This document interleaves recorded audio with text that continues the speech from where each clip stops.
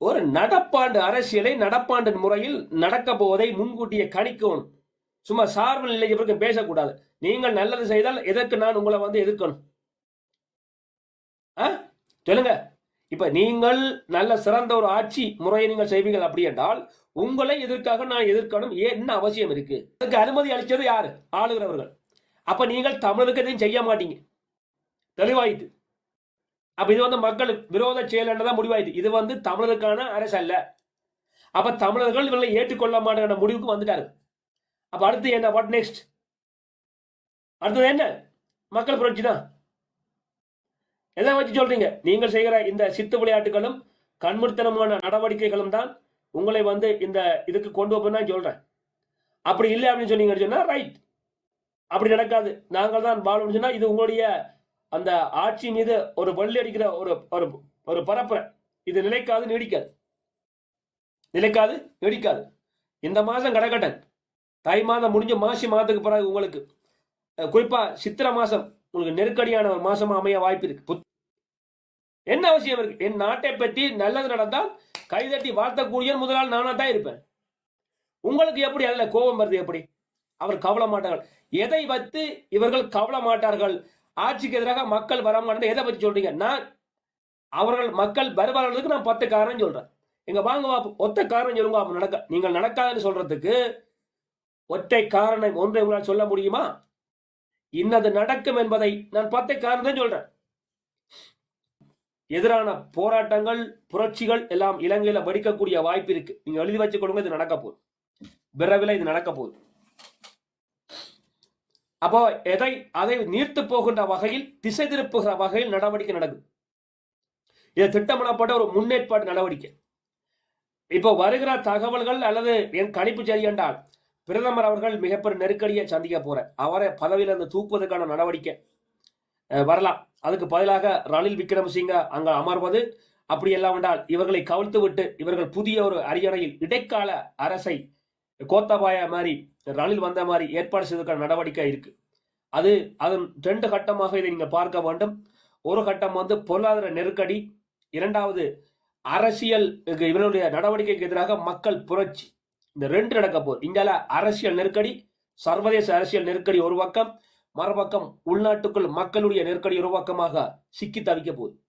இதை எப்படி இவர்கள் கையாள போகிறார் என்பது தெரியல. இந்த இடத்துல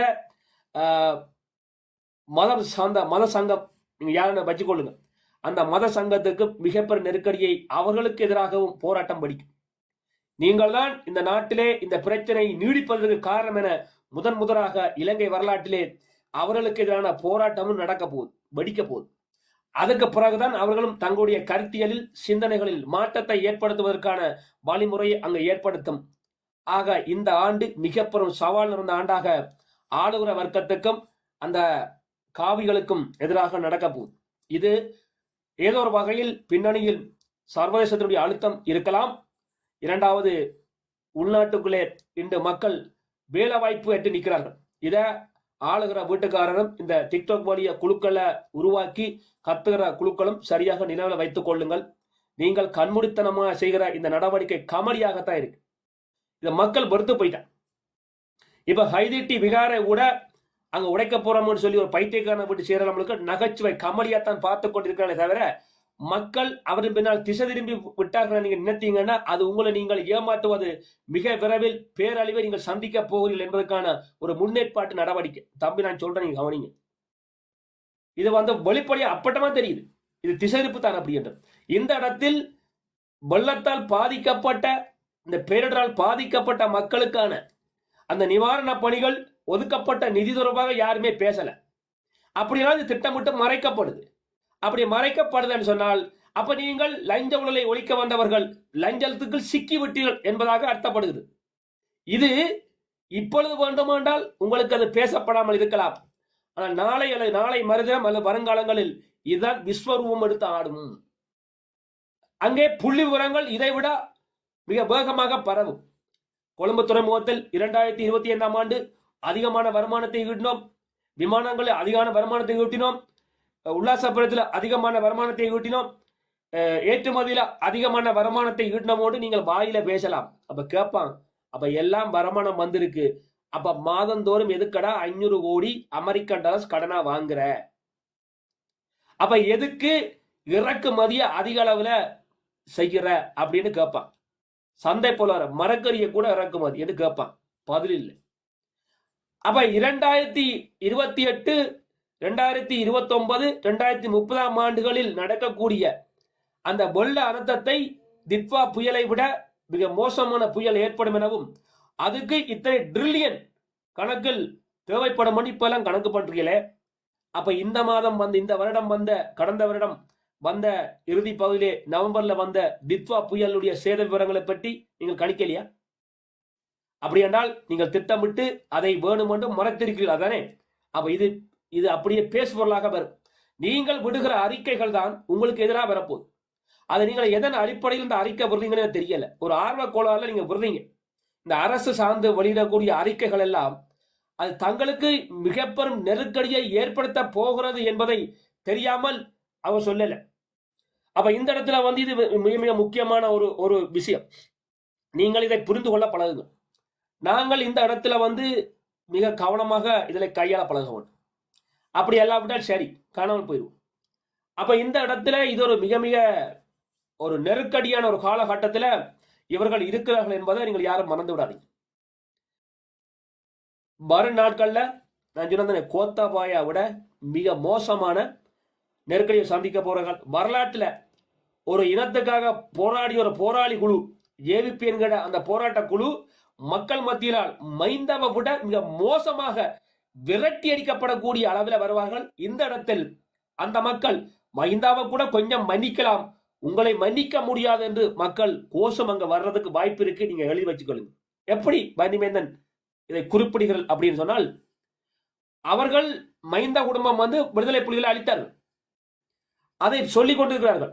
அது ஏதோ ஒரு வகையில் மக்களும் அதை ஏற்றுக்கொள்கிறார்கள். அவர்கள் அதை செய்தார்கள் என்ற ஒரு சாதனையாக சிங்கள மக்கள் பார்க்கிறார். ஆனா இவர்களுடைய ஆளுடைய இந்த ஏவிபி பயங்கரவாத கூட்டத்தினுடைய நோக்கம் எல்லாம் சர்வதேசத்து தமிழ் மக்களை அழிக்கணும், அவனோட பொருளாதார பலத்தை சிதைக்கணும், அவர்களை ஏதோ ஒரு வகையில் மிரட்டி அடக்கி ஒடுக்குவது. இதான் அவங்க. அப்ப நாடுகளுடன் கூட்டிணைந்து அவருடைய பொருளாதார பலத்தை சிதைப்பது, ஏதோ ஒரு வகையில் தமக்குள் அடிமைப்படுத்தி விடலாம் என்கின்ற ஒரு அடக்குமுறை அதிகார இதுக்குள்ள வர்றான். அப்ப இந்த இடத்துல வந்து இது வந்து மிக மிக மோசமானது, மிக மிக மோசமானது, மிக மிக மோசமான ஒரு நடவடிக்கை. அப்ப இந்த இடத்துல இவர்கள் பரிபூரணமாக தோற்று போவார்கள். இப்போ இவர்களை அடக்க வைத்து இப்போ அந்நிய செலாவணி நாட்டுக்குள்ள வராமல் தடுக்கிற ஒரு நடவடிக்கை. 2, இலங்கையுடைய விமான போக்குவரத்து பயணிகளட்டு முடக்கப்படக்கூடிய நிலை இவர்களை உருவாக்கி விடுறார்கள். இந்த அரசு செய்யற ஒரு மொக்குத்தனமான முட்டாள்தனமான விளையாட்டு தான். நான் சொல்றது இப்ப பொய்யா இருக்கலாம், இது நடக்கும் பாருங்கள். அப்ப அந்நிய செலாவணியை இந்த மக்கள் அனுப்பாமல் இவர்களே இந்த நடவடிக்கையாக தடை செய்ய போகிறார்கள். தங்களுக்கு தாங்களே சூனியம் வைக்கிறது அது நடக்கும். 2வது, இந்த மக்கள் நாட்டுக்குள்ள ஒரு அச்ச காரணமாக நாடு போக முடியாமல் இந்த மக்கள் பயணத்தை ரத்து பண்ணுவார்கள். அவர்கள் இந்தியா நோக்கி போய்க்கலாம். அப்ப இந்தியாவுக்கு தான் வருமானம் கொடுப்பு. அவர்கள் இந்தியா, சிங்கப்பூர், மலேசியா போய்விடுவார்கள். இங்க போற பயணத்தை ரத்து செய்து அவர்கள் இந்தியாவுக்கும் சிங்கப்பூர், மலேசியாவுக்கு சென்று விடுவார்கள். என்றால் இங்க இந்தியாவுக்கு போகக்கூடிய மக்களை இவையே அப்படி 8 பேர் திருப்பி விடுற மாதிரி வந்து, அப்ப இது இந்தியாவுக்கு தான் சாதகமா இருக்கு. அவன் கோயில போய் கும்பிட்டு வந்துடுவான். அப்ப இது வருங்காலங்களில் இந்த வருஷம் கண்டிப்பா இது நடக்க போகுது. அப்ப இந்த அரசு வந்து தங்களை வந்து காப்பாற்றிக் கொள்வதாக நினைத்துக் கொண்டு செய்கிற அத்தனை வேலையும் வந்து ஒரு படு முட்டாள்தனமான ஒரு நடவடிக்கை, ஒரு கேவலமான நடவடிக்கை. இப்ப இவரான ஒரு முற்போக்கு சிந்தனை, எதிர்கால சிந்தனை இல்லாத ஒரு நிர்வாக பொறிமுறையை பார்த்து நானே வெக்கி போறேன்.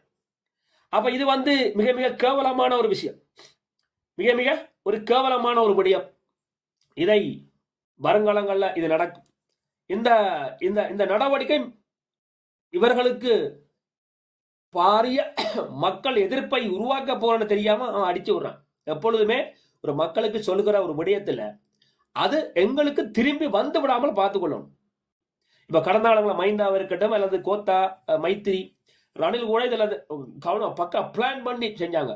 புலம்பெயர் மக்களை அழித்தார்கள், ஆனால் பலிக்காம அழித்தார்கள். வெளிப்படையாக இதை செய்கிறோம் தெரியாம செய்தார்கள்.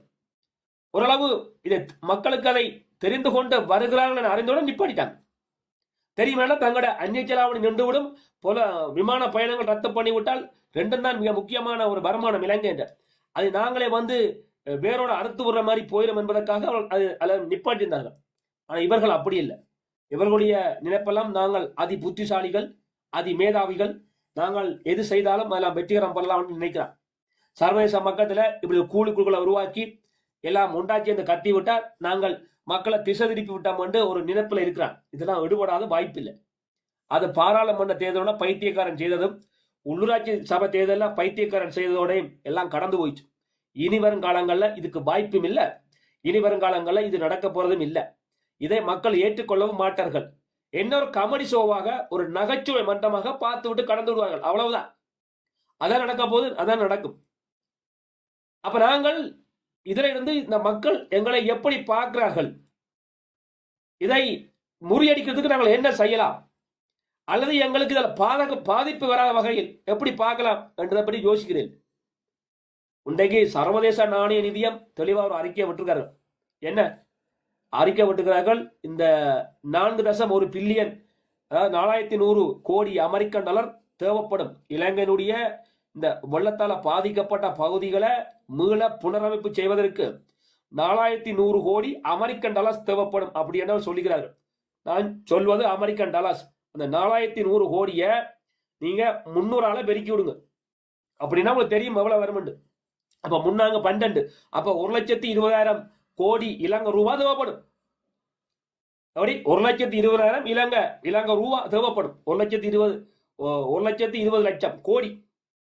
அப்ப 120 லட்சம் கோடி தேவை. அவ்வளவு சமன் செய்யறதுக்கு. அப்ப 120 லட்சம் கோடி என்றால் அதை 25 மாவட்டத்தால பிரியுங்க. அப்படி பாத்தீங்கன்னா கிட்டத்தட்ட ஒரு மாவட்டத்துக்கு அங்க வருது எவ்வளவு? 4,000 கோடி ஒரு மாவட்டத்துக்கு வருது. 4,000 கோடி கொடுப்பானா? ஒரு மாவட்டத்துக்கு குறைஞ்சது சர்வதேச நாணய நிதியம் கொடுத்த அந்த இதன்படி பாத்தீங்கன்னா சராசரி அவரேஜ் நான் பாக்குறேன். ஒரு மாவட்டத்துக்கு 4,000 கோடிக்கு மேல 4,000 கோடி. அப்படி பாத்தீங்கன்னா யாழ்ப்பாணத்துல முல்லைத்தீவு மாவட்டத்துல 1,37,000 பேர் நிற்கிறாங்க. சரி, 40,000 பேர். இந்த 40,000த்துக்கு இந்த 4,000 கோடியை புரியுங்க, பிரிச்சு பாருங்க எவ்வளவு வருது. அப்ப ஒரு குடும்பத்துக்கு கிட்டத்தட்ட எவ்வளவு வருது? எவ்வளவு வரும் கணக்கு பாருங்க நீங்களே. 10 லட்சம் வருமா? அப்ப 1 மில்லியன் ஒரு குடும்பத்துக்கு வருதா? சரி, அப்படி வராது. அப்ப 1 லட்சம் வருமா? நீங்களே கணக்கு பண்ணி பாருங்க. 4,000 கோடிய 1,37,000 பிரித்து விடுங்க. இதான். அப்ப ஒரு தலைக்கு அல்லது ஒரு குடும்பத்துக்கு எவ்வளவு வரும் பாருங்க. அப்ப இவ்வாறான சூழல் இருக்கிற பொழுது இவர்களால் எப்படி நிமிர முடியும்? தற்சார்பு பொருளாதாரம் கைவிட்டாச்சு. அப்ப ஏற்றுமதி அங்க இல்ல. தைல தோட்டங்கள் இடிஞ்சு போய் கிடக்கு. நோரலியா மாவட்டம் முற்று முழுதாக சிறந்து போய் கிடக்கு. நோரலியா, ஹம்பக, களுத்துறை அந்த பகுதியெல்லாம் அப்படியே விவசாயத்தை அடியொத்திருக்கக்கூடிய பிரதேசங்கள் சரி, கந்தலா சரி, மூழ்கி போய் கிடக்கு. அப்ப இந்த வேளாண் பயிற்சிகள் அங்க மீளவும் தற்சார்பு பொருளாதாரத்தில் தங்களை நிமித்த வேண்டுமாக இருந்தால் இவர்கள் என்ன செய்ய வேண்டும்? என்ன செய்ய வேண்டுமானால் இதை மீள் கட்டமைப்பு செய்ய வேண்டும். அப்ப ஏற்கனவே ஒதுக்கப்பட்ட நிதிகள் மக்களுக்கு போய் சேரல. ஆனா அரசு சொல்லுது நாங்களாம் கொடுத்துட்டோம் அப்படின்னு. அப்படி கொடுக்கப்பட்டதா தெரிஞ்சால் அப்ப மக்கள் ஏன் அப்ப அதை பற்றி கேட்கல, அதை பற்றி ஏன் கருத்து சொல்லல? இங்க விடயம் வந்து இந்த இந்த இந்த இடத்துலதான் இது பிரச்சனையா. சோ மேல வாங்க, அதை பற்றி பேசலாம். தலைப்பு இதான், ஆளுகிற அரசு கவலுமா நிமிருமா? இதான் தலைப்பு. நாகரிகமா பேசினா உங்களை எல்லாரும் ஏற்றி விட்டு மேல எடுத்து கலைப்பன், இல்லைன்னா கீழே இறக்கி வாங்க. எங்க விதிகள் 6 இருக்கு. வணக்கம் கௌரியகா அக்கா. வணக்கம். வணக்கம். தவறுதலா வந்துட்டது, மன்னிக்க வேணும், என்ன ராக்கி விடுங்க. ஓகே, சரி சரி, நன்றி. உறவுகளை மேலே வாருங்கள். இதுதான் தலைப்பு. ஆளுகிற அரசு ஆளுமா அல்லது கவலுமா? இதுதான் தலைப்பு. 6 விதிகள் இருக்கு. பைத்தியக்காரனை பற்றி பேசக்கூடாது, அவதூறு பேசக்கூடாது, புறதலங்களை பற்றி பேசக்கூடாது, தலைப்பகரண்டை பேசணும். நீங்கள் ஒரு கேள்வி சொன்னா கேட்டா நான் ஒரு கேள்வி எழுப்புவேன், அதுக்கு பதில் சொல்லணும். இதுதான் தலைப்பு. அப்ப அந்த தலைப்புக்கு ரெண்டே பேசணும். 6 விதி இருக்கு. வாங்க. குரல் சரியில்லை, காரணம் எனக்கு காய்ச்சல் சுவையினம் காரணமாக என்னால் பேச முடியல. மேல வாங்க, உங்களை ஏத்தி விட்டு கதைக்கலன்னு சொன்னீங்க, வாங்க. யாரெல்லாம் வர போறீங்க எல்லாரும் வாங்க, நான் உங்களை மேல எடுக்கிறேன். தலைப்புக்கு நின்று கதைக்கும் அப்படின்னு சொன்னா உங்களை நான் ஏற்ற மாட்டேன். யாரெல்லாம் வர போறீங்க வாங்க. பண்ணி வந்து எங்களை ஏத்தி கதைக்க மாட்டேங்கிறார், எங்களுக்கு கேள்விக்கு பய சொல்ல மாட்டேங்கிறார், வாங்க. தலைப்புக்கு நின்று பேசிதான் தலைப்பு. கடந்த காலங்கள்ல வந்து இந்த தளங்கள்ல கேள்விக்கு பதிலாம அந்த அவதூறு பரப்பின எவனையும் நாங்க இங்க வந்து நாங்கள் வரமாட்டோம். ஆர்டிஎல் நான் சொல்றேன் வந்து நீங்கள் ஆரம்பினா தெரியும், சரியா? நீங்கள் வந்து இப்போ பெரிய புதிய வடிவம் மட்டும் எடுக்கிறீங்க. நான் பல ஆரம்பத்துன்னு சொல்றேன். நீங்கள் வந்து அனுராண்ட செம்பு முதல் போய் கூட ஆச்சரியாவது சொல்லுங்க. நான் சொல்றத போய் சொல்லுங்க, இது நடக்க போது சொல்லுங்க. நீங்கள் அவர்கிட்ட செம்புல இருந்து கொண்டு முதல் கொஞ்சம் பகுத்தறிவு சிந்தனையில இருக்க பழகுங்க.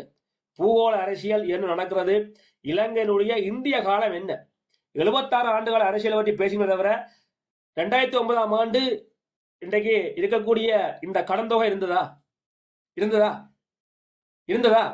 இல்ல.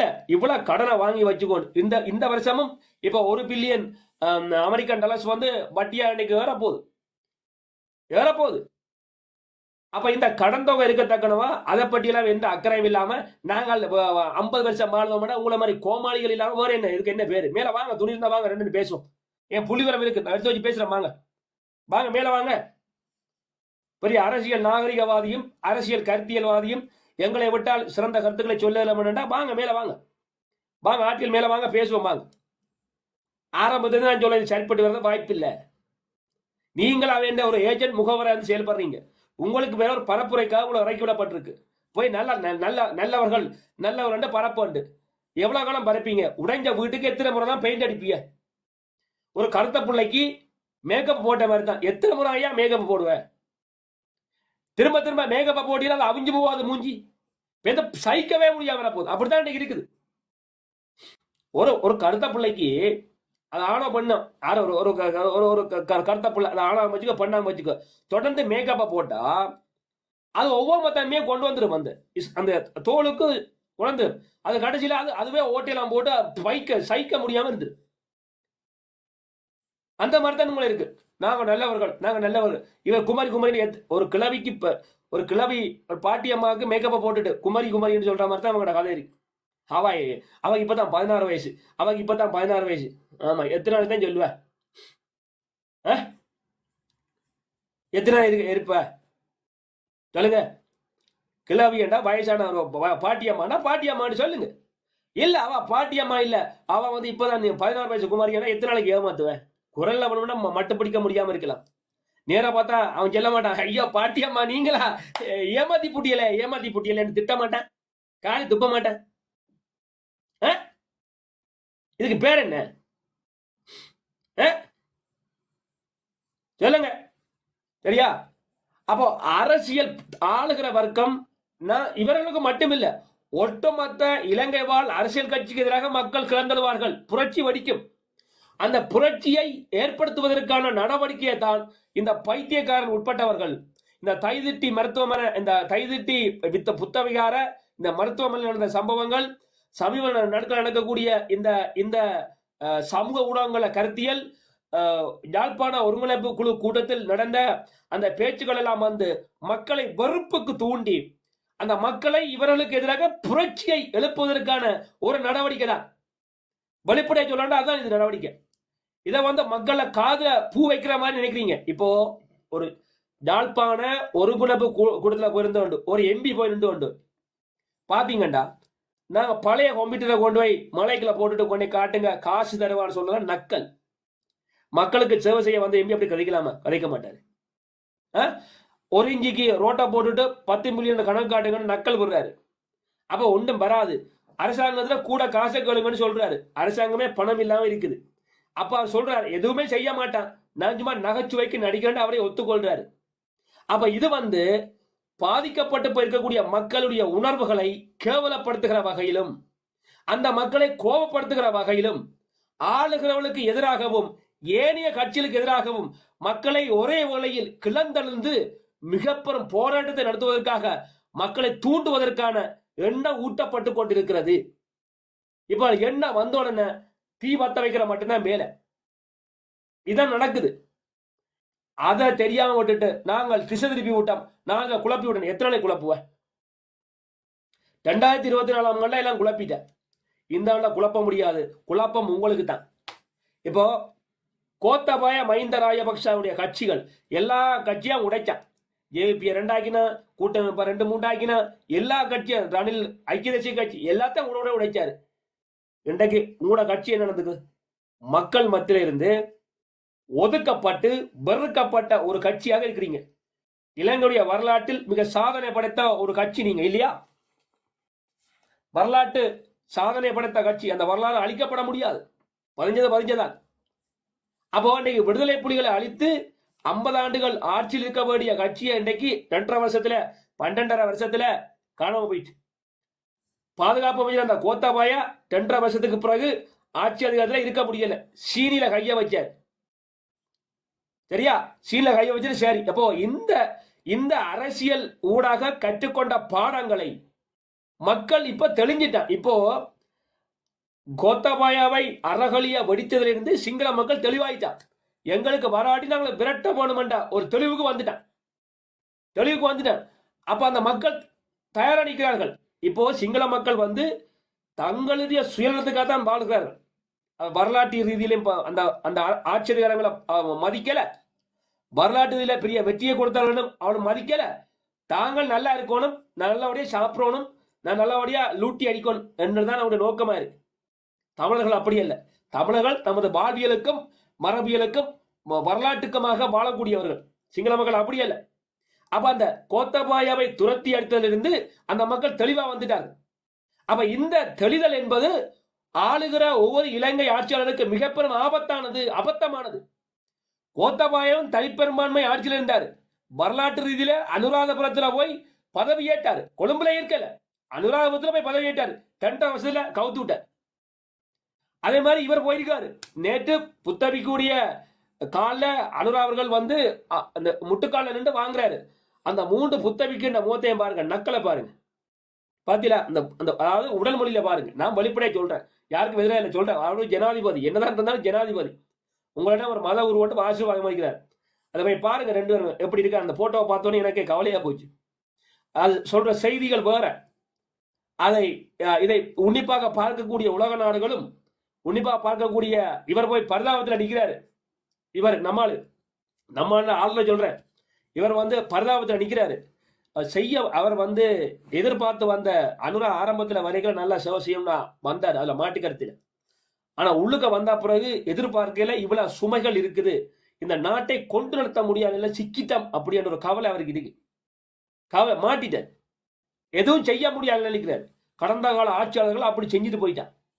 அப்ப அதுக்குத்தான் அவர் வந்து அபிவிருத்தியை பற்றி பேச முடியாத ஒரு இறுக்கமான சூழலுக்கு மாட்டிட்டாரு. அனுரா செய்ய முடியாது. அவரால் அவர் செய்யக்கூடிய மனசு இருந்தாலும் செய்ய முடியாது, காசு இல்லை. அப்ப கடன் கட்டணும். இப்ப நாட்டுடைய எரிபொருள் வராட்டி மக்கள் ரோட்டுக்கு வந்துருவான். அதுக்கு சீனாக்காரோட ஒப்பந்தங்களை போட்டு, இந்தியாவோட ஒப்பந்தங்களை போட்டு வாகனங்களை அதிகமாக இறக்குமதி செஞ்சு விட்டான். இது முதல் விட்ட தவறு. ஒரு நாடு வந்து ஒரு நாட்டுக்குள்ள அதிகமான வாகனங்களை இறக்குமதி செய்யக்கூடாது. 2 பாதிப்பை கொண்டுரும். ஒன்று, வீதிகள் வேகமாக பழுதா போகும். 2வது, அதுக்கு உரிய எரிபொருள் அங்க தேவையா இருக்கு. அப்போ ஒரு நாட்டினுடைய வளர்ச்சியில கவனம் செலுத்துகிற எந்த ஒரு அரசும் வாகனங்களை அதிகம் இறக்குமதி செய்ய மாட்டாங்க, கட்டுப்பாடு போட்டுருவான். ஆனா இவங்க அதை மறந்துட்டாங்க, கமிஷனுக்கு இறக்கி விட்டாங்க. இப்போ வாகனங்கள் கூடி போய் தெருவுக்கு தெரு நிக்குது. அதுக்கு எரிபொருள் தேவையா இருக்கு. இப்போ ஈரானை வந்து இஸ்ரேல் அமெரிக்கா கூட்டா அடிக்குமெண்டா எனது கணிப்பு சரியனால் 1 மாதம் அந்த போர் நிலைக்கிறதுக்கு வாய்ப்பு இருக்கு. அப்போ எண்ணெய் கப்பல்கள் அங்க போக முடியாம இருக்கு. இப்போ அங்க போராட்டம் நடக்க இவங்க திட்டமிட்டபடி கிழக்காசியா தெற்காசியாவை நோக்கியான ஒரு ஆட்சி கவிப்புக்கு மக்களை தூண்டி விட்டுருவான். அப்ப ஈரான் இந்தியா வந்து ஈரானுக்கு அடிச்சு கொண்டிருக்க அப்ப மத்திய கிழக்குல ஒரு பதட்டத்தை அங்க வச்சு கொண்டு இருப்பாங்க. 1 மாசம் முன்னாடி நினைச்சு பாருங்க. அப்ப எண்ணெய் கப்பல் எல்லாம் வர முடியாது. அப்ப ஏமன் கவுதி சும்மா விட மாட்டான், அவன் அடிக்க வலிக்கிட்டுருவான். ஈரானும் அடிக்க வலிக்கிட்டால் இப்ப இந்த நாட்டுகளுக்கான எரிபொருள் வந்து வர்த்தகம் தடப்படும். எண்ணெய் கப்பல் வராது. அப்ப எண்ணெய் கப்பல் வராண்டால் இப்ப திரும்ப நான் சொல்ற காதுல வழியா போடுங்க. இப்போ வாகனங்கள் ஓடுறதுக்கு எரிபொருள் இருக்காது, கேஸ் இருக்காது. அப்ப இதுக்கே பழக்கப்பட்ட போன சிங்கள மக்கள் வீதி இறங்கிடுவான். வீதி வந்து ஹோமம் இறங்கி விட்டுருவான். அனுரா ஹோமம் இறங்கி விட்டுருவான். இது நடக்க போகுது. இதத்தையெல்லாம் உலக அரசியலை படி கவனிக்கிறவனும் அப்ப இதை கவனித்தவர்கள் இப்படியான பம்மாத்து அரசியலை செய்ய மாட்டார்கள். குறைஞ்சபட்சமாவது இந்த மக்களுடைய தேவைகளை பேசக்கூடியவர்கள் ஒரு அன்பான வார்த்தையில கவனிப்பார். இந்த கிளிநொச்சி ஒருங்கிணைப்பு கூட்டம், யாழ்ப்பாண ஒருங்கிணைப்பு குழு கூட்டத்தில் நடந்த அந்த சமாச்சாரம் எல்லாம் யூடியூப் மாற பிடிச்சி வெளியில போட்டு விட்டான். இவங்க நினைக்கிறது ஒரு பரப்புரையை போட்டு திசை திருப்பாண்டு, அதுவே இவங்களுக்கு எதிராக வரப்போகுது என்பதை அவங்க கணிக்கல. அந்த யூடியூபர் மக்களை மக்கள் விரட்டுவான் பாருங்க. அந்த யூடியூபர்ஸ் மாதிரி மக்கள் விரட்டுவான். ஏன்னா நீங்களும் உங்களோட கூலி தான் வருவான், எல்லாம் ஓடி ஒழிவான் பாருங்க. அப்ப உண்மை உள்ள சொல்ல வலிக்கிட்டுவான், அவங்களே உள்ள கக்க வலிக்கிட்டுவான். இப்போ எல்லா அரசியல் கட்சிகளுக்கும் சேர்ந்து இந்த ஒரு படையெடுப்பு நடக்க போகுது. இப்ப சையத் பிரேமதாசா அந்த புத்தாண்டுடைய வாழ்த்து செய்யல அவர் நான் நினைக்கிறேன் ஒரு பக்குவப்பட்ட ரீதியில சொல்லிக்கிறேன் அப்படின்னு நான் பாக்குறேன். இன்னொரு விஷயத்த பாருங்க, சையத் பிரேமதாசாவுக்கு தான் இறுதியாக இந்த நல்லிணக்கத்தை ஏற்படுத்தி இலங்கையை ஒரு நாடாக கொண்டு வந்து பல்லின மக்களும் இந்த நாட்டில் ஆட்சி வரலாம் என்கிற ஒரு சட்ட உருவாக்கத்தை கொண்டு அந்த விழுந்த போன பொருளாதாரத்தை நிமிர்த்தி ஒரு சிங்கப்பூராக மாற்றக்கூடிய ஒரு வகிவாகம் அவருக்கு இருக்கு, ஒரு சந்தர்ப்பம் இருக்கு. அந்த அப்பா ஒரு சமாதானத்தை கொண்டு வந்த என்ற ரீதியில தமிழர்கள் அவரை ஏற்றுக்கொள்வதற்கு வாய்ப்பு இருக்கு. மக்கள் இறங்கி அங்க வந்து உதவி செய்யக்கூடிய வாய்ப்பு இருக்கு. அவரை சரியா கையாண்டாரண்டா தப்புவார். இல்லைன்னு சொன்னா இலங்கையில இந்த கட்சியில சந்திரிகால இருந்து மைந்தா கட்சி முழுக்க காணாம போயிடும், மக்கள் விரட்டிடுவான், செல்லா காசா போயிடும். டக்ளஸ் வளர்ந்த மாதிரி சங்கரிய போன காணாமல் போய்விடாது. அங்க புதிய ஒரு கட்சி உருவாகும், இளைய சமுதாயம் உருவாகும். இவர்கள் எதிர்காலத்தில் இலங்கையை புதிய அரசியல் கோட்பாட்டின் அடிப்படையில், புதிய அரசியல் கொள்கை கோட்பாட்டின் அடிப்படையில் நாமெல்லாம் இலங்கை என்ற அடிப்படையில் அந்த ஆட்சி அதிகாரத்தை கொண்டு நடத்தக்கூடிய வகிவாகம் அந்த அந்த விடயம் அங்க நடைபெறும். நீங்க இருந்து பாருங்க, நடக்க போகுது. இதுதான் நடக்க போகுது. ஏன்னா பட்டினி வந்துடும், இந்த கடன் கொடுத்தான்னு இறுக்கிடுவான். அப்ப நாட்டை ரன் பண்ண முடியாது, வேற வழி இல்லை. அப்ப அனுராவுக்கு கடைசி சந்தர்ப்பம். ஜேவிபி என்ற அமைப்பு இலங்கையில மிகப்பெரும் செல்வாக்குப்பட்ட ஒரு அமைப்பு, ஒரு போராட்ட குழுவை வீணாக தவறான பாதையில நடத்தி அந்த அமைப்பை மக்கள் செல்வாக்கற்று ஒழிச்ச ஒரு பாவ சுமையை ஆளுநர் சுமப்பார். நீ இருந்து பாருங்க. இதை நான் சொல்ல போனா எதிர்க்கேன், என் கருத்தை வழியா கவனத்துல போட்டுக்கொள்ளுங்க. ஆளுநருக்கு சொல்றேன், மைந்தா விட்ட புல நான் எச்சரிச்சு நீங்க சொல்லல. மைந்தா விட்ட புலைய நீங்க விடுறீங்க, நான் பல முறை சொல்லிட்டேன், நீங்க கேட்கவே இல்லை. அதே தவிர வரலாற்று தவறை செய்றீங்க. இது மிகப்பெரும் ஆபத்தை உங்களுக்கு கொன்ற போகுது. எந்த ஒரு காலத்திலையும் இந்த சந்ததியும் இந்த குடும்பமும் ஆட்சி வர முடியாத சூழல் இருக்க போகுது. இன்றைக்கு இருக்கக்கூடிய பாராளுமன்ற உறுப்பினர்கள் யாரெல்லாம் நீங்கள் நாளைக்கு ஜனாதிபதியா வர முடியாத நிர்பந்த நெருக்கடியை நீங்களே உருவாக்குறீங்க. மறந்துடாங்க. உங்களுக்கு வரக்கூடிய எதிர் விமர்சனங்களை கொஞ்சம் புத்திசாலித்தனமா உள்வாங்க பழகுங்க. எப்பொழுதுமே மணி அடிக்கணும் பக்கத்தில் இருக்கக்கூடாது. இல்ல, எதிர் விமர்சனங்கள் ஏன் வருது, அது எப்படி வருது, அது ஏன் கடத்தப்படுது, இதுல உண்மை இருக்கா அப்படின்னு நீங்க ஆராயுங்க. நான் சொல்றேன், நம்ப வேண்டாமுங்க. நான் சொல்றேன், அந்த ரியாலிட்டி, அந்த யதார்த்தம் இருக்கா அப்படின்னு யோசிங்க. ஒப்பிட்டு பாருங்க, நீங்களே ஒப்பிட்டு பாருங்க. நான் பாயிண்ட் எடுத்து கொடுக்குறேன். இது மிக முக்கியமானது. நான் நாட்டுக்கு எதிரானதும் இல்ல, ஆட்சியாளருக்கு எதிரான நான் இல்ல. நான் இலங்கையனாக வாழ இப்போ விரும்புறேன், ஆசைப்படுறேன். என் நாடு பெரிய ஒரு நெருக்கடியை ருவாண்டாவாக மாறப்போகுது, சோமாலியாக மாறப்போகுது அப்படின்னு நினைச்சு நான் கவலைப்படுறேன், ரத்த கண்ணீர் வடிக்கிறேன். பாவம் அந்த மக்கள் எல்லாம் எங்களை மக்கள் தானே, பாவம் தானே,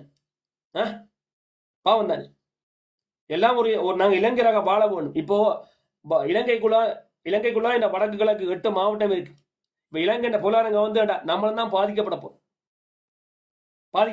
நீங்கள் இனவாதத்துடன் கூடிக்கொண்டு ஒரு கண்மூடித்தனமான நடவடிக்கை உங்களுக்கு தெரியுது, இழுத்து கொண்டு போற, முடிஞ்ச வரைக்கும் ஓட்டணும். ஒரு 1.5 வருஷம் ஓட்டியாச்சு.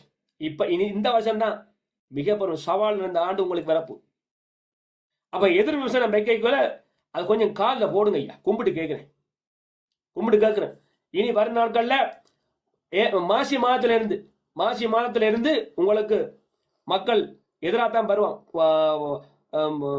தொழிலாளர் சங்கங்கள் போர்க்கொடியை தூக்குவார்கள், மக்கள் வீதிக்கு வருவார்கள், கேள்வி எழுப்புவார்கள். அதுக்கு தான் இருக்கு. எனக்கு மழை உங்களை தாக்காது. மே மாசம் ஒரு பெரிய ஒரு வெள்ளம் கொண்டு வரும், அதோட உங்களுக்கு சரியா வரும். குறிப்பாக நான் நினைக்கிறேன், என் கணிப்பு சரி என்றால் மே மாதம் முள்ளிவாய்க்கால் அழிஞ்ச அதே இடத்துல நீங்கள் விழக்கூடிய வாய்ப்பு இருக்கு. அது புதிய ஒரு சரித்திரத்தை ஏற்படுத்தக்கூடிய வாய்ப்பு இருக்கு. அது சிங்கள தேசியத்துக்கு முள்ளிவாய்க்காலில் எந்த தமிழினம் அளிக்கப்பட்டதோ அதே ஆண்டு மாசத்துல நீங்களும் வீழ்த்தப்பட்ட மாதிரியான ஒரு தோட்டப்பாட்டை அங்க மேற்குலகங்கள் ஏற்படுத்தும்.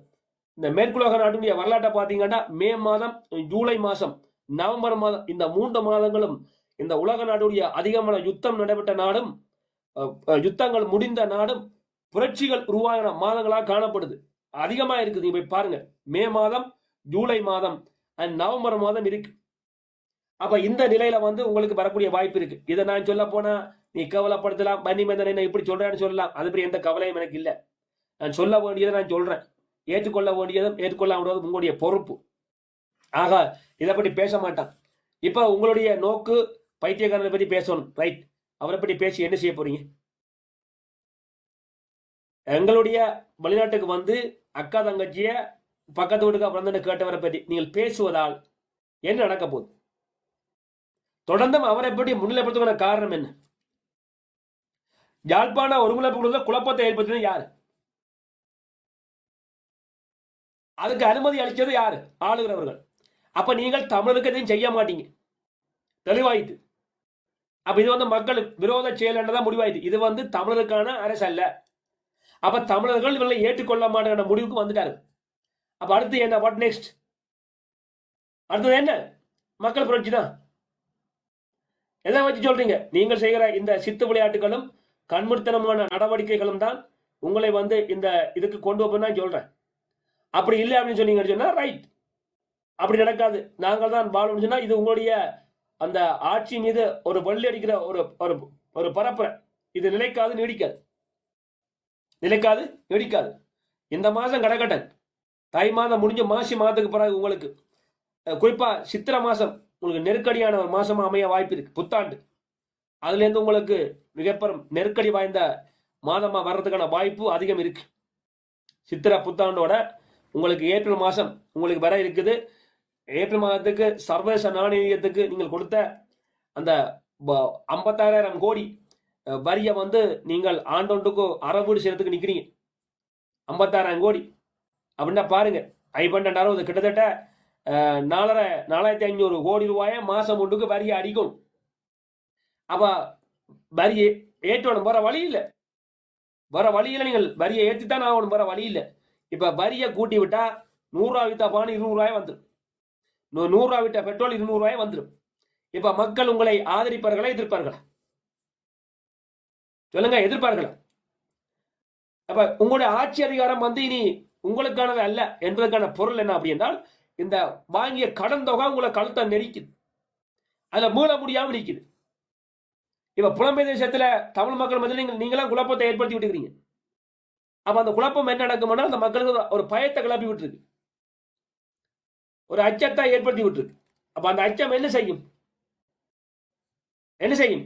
அந்நிய செலாவணி உங்களுக்கு வரவிடாது. வேற என்ன செய்யும்? மக்களை நாட்டுக்குள்ள வரவிடாமல் தடுத்து இருக்கு. அப்ப இது மிக பெரும் ஒரு அச்சத்தை, அபாயத்தை உங்களுக்கு ஏற்படுத்து. உங்களோட நிலை நீங்கள மண்ணள்ளி போட்ட மாதிரியான ஒரு செயல்பாடாக இருக்கு. நான் சொல்ற கருத்து புள்ளி என்ன மேல வாங்க பேசுவோம். நான் பேச ரெடியா தான் இருக்கு.